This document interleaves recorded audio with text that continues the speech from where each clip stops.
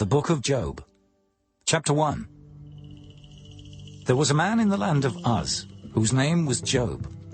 And that man was perfect and upright, and one that feared God, and eschewed evil. And there were born unto him 7 sons and 3 daughters.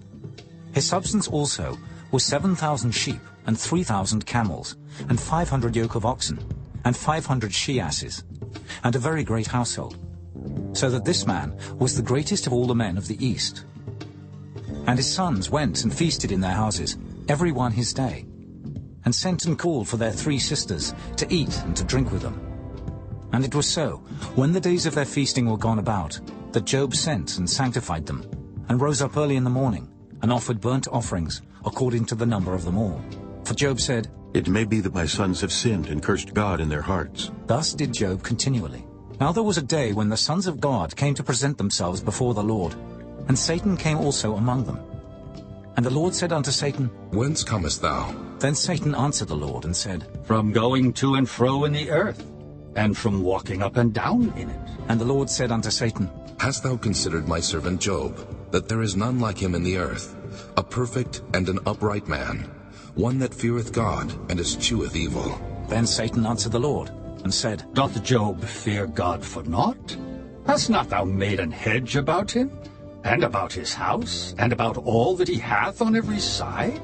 Thou hast blessed the work of his hands, and his substance is increased in the land.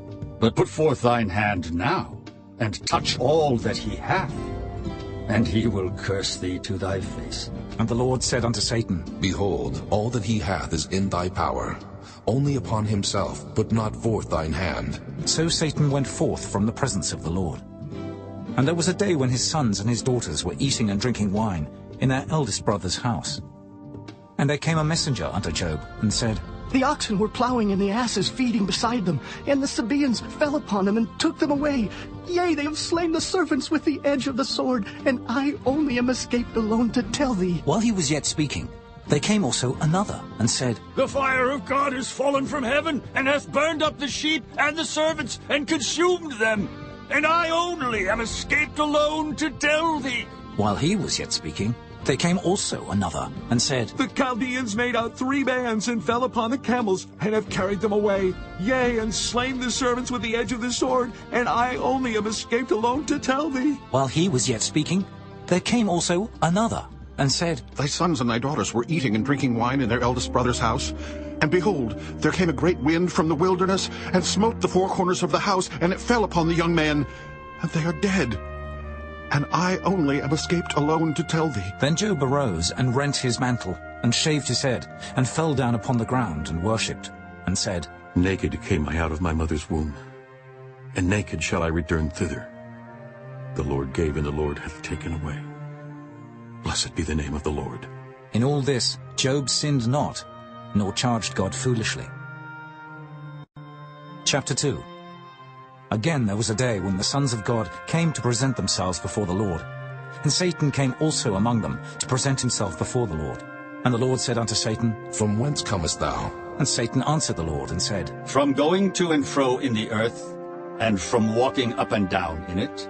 And the Lord said unto Satan, Hast thou considered my servant Job, that there is none like him in the earth, a perfect and an upright man, one that feareth God, and escheweth evil?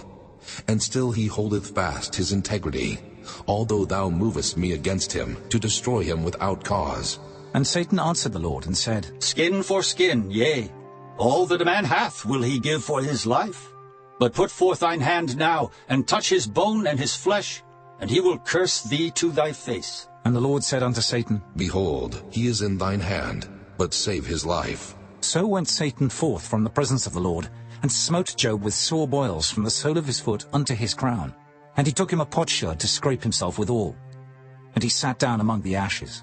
Then said his wife unto him, Dost thou still retain thine integrity? Curse God, and die. But he said unto her, Thou speakest as one of the foolish women speaketh. What? Shall we receive good at the hand of God, and shall we not receive evil? In all this did not Job sin with his lips. Now when Job's 3 friends heard of all this evil that was come upon him, they came every one from his own place, Eliphaz the Temanite, and Bildad the Shuhite, and Zophar the Naamathite, for they had made an appointment together to come to mourn with him and to comfort him. And when they lifted up their eyes afar off, and knew him not, they lifted up their voice and wept. And they rent every one his mantle, and sprinkled dust upon their heads toward heaven. So they sat down with him upon the ground 7 days and 7 nights, and none spake a word unto him, for they saw that his grief was very great. Chapter 3. After this opened Job his mouth, and cursed his day. And Job spake and said, Let the day perish wherein I was born, and the night in which it was said, There is a man-child conceived. Let that day be darkness. Let not God regard it from above, neither let the light shine upon it. Let darkness and the shadow of death stain it. Let a cloud dwell upon it, let the blackness of the day terrify it. As for that night, let darkness seize upon it. Let it not be joined unto the days of the year, let it not come into the number of the months. Lo, let that night be solitary. Let no joyful voice come therein. Let them curse it that curse the day, who are ready to raise up their mourning. Let the stars of the twilight thereof be dark. Let it look for light, but have none, neither let it see the dawning of the day. Because it shut not up the doors of my mother's womb, nor hid sorrow from mine eyes. Why died I not from the womb? Why did I not give up the ghost when I came out of the belly? Why did the knees prevent me, or why the breasts that I should suck? For now should I have lain still and been quiet. I should have slept. Then had I been at rest, with kings and counselors of the earth which built desolate places for themselves, or with princes that had gold who filled their houses with silver, or as an hidden, untimely birth I had not been. As infants which never saw light, there the wicked cease from troubling, and there the weary be at rest. There the prisoners rest together. They hear not the voice of the oppressor. The small and great are there, and the servant is free from his master.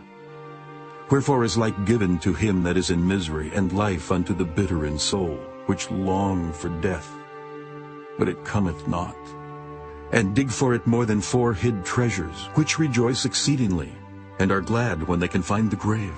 Why is light given to a man whose way is hid, and whom God hath hedged in? For my sighing cometh before I eat, and my roarings are poured out like the waters. For the thing which I greatly feared is come upon me, and that which I was afraid of is come unto me. I was not in safety, neither had I rest, neither was I quiet. Yet trouble came. Chapter 4. Then Eliphaz the Temanite answered and said, If we essay to commune with thee, wilt thou be grieved? But who can withhold himself from speaking? Behold, thou hast instructed many, and thou hast strengthened the weak hands. Thy words have upholden him that was falling, and thou hast strengthened the feeble knees. But now it is come upon thee, and thou faintest. It toucheth thee, and thou art troubled.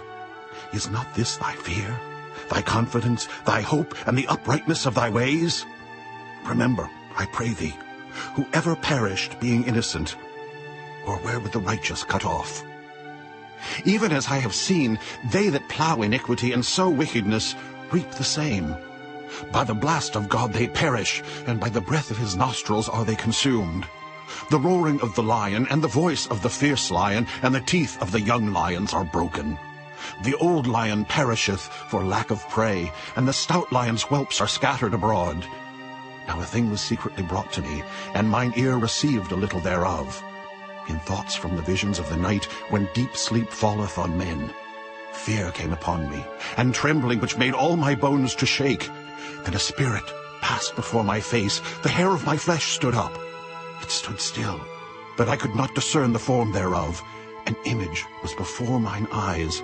There was silence, and I heard a voice saying, Shall mortal man be more just than God? Shall a man be more pure than his Maker? Behold, he put no trust in his servants, and his angels he charged with folly.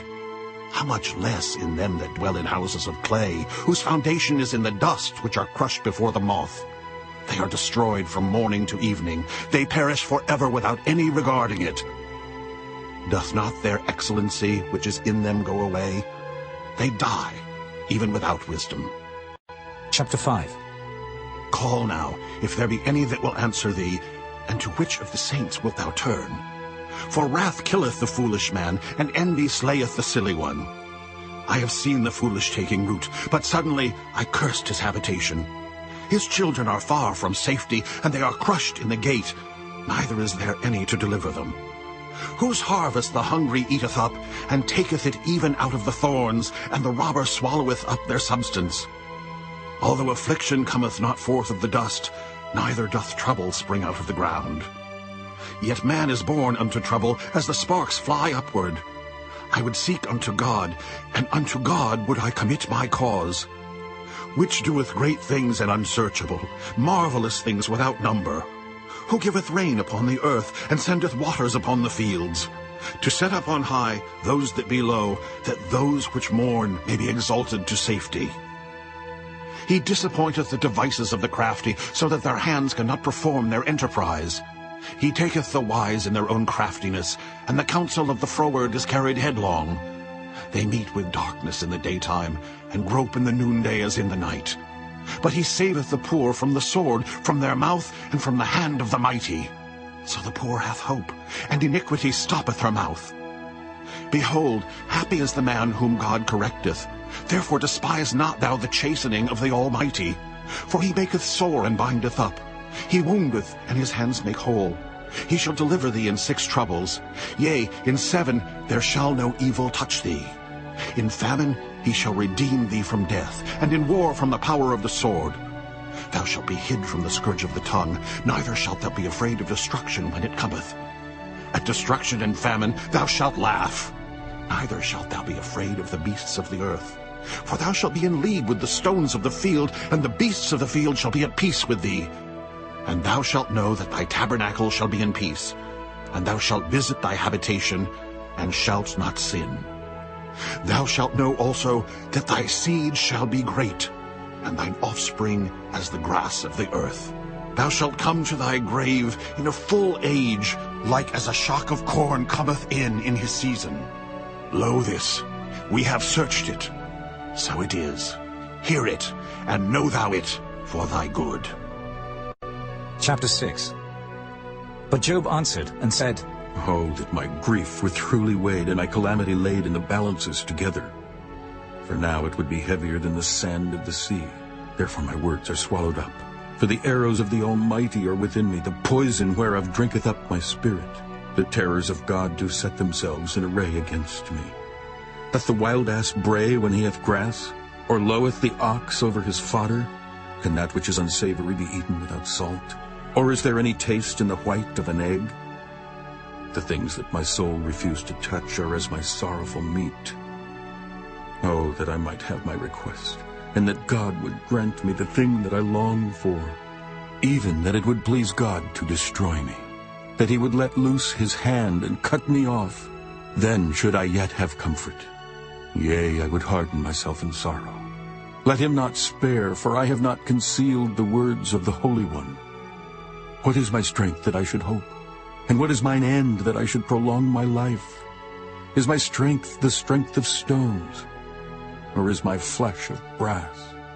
Is not my help in me, and is wisdom driven quite from me?